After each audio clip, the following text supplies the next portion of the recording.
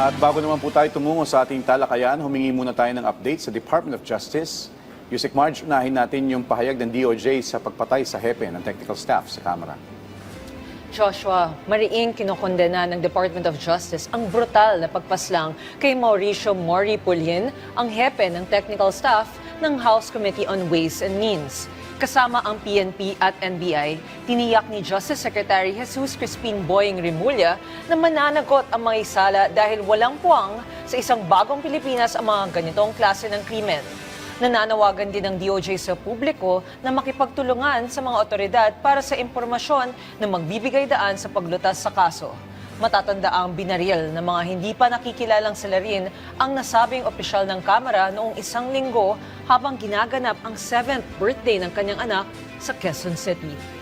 And Yusek Marge, kumustahin natin na we heard na marami po yung nakinabang sa lecture series ng DOJ, daan-daang estudyante. Kumusta po dito? Tama ka dyan, Joshua.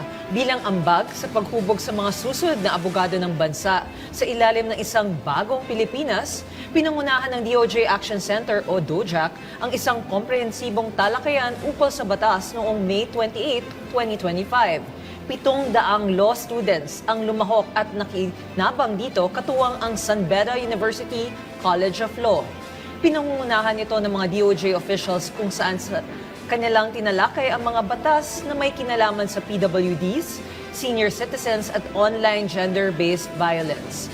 Kasabay na rin dito ang paalala sa mga susunod na abogado ng bayan na laging unahin ang mga kapuspalad at inaapi sa krusada tungo sa katarungan na bahagi rin ng Real Justice for All campaign ni Justice Secretary Boying Remulla. Maraming salamat, Yusek Marge, sa mga update mo mula po yan sa Department of Justice.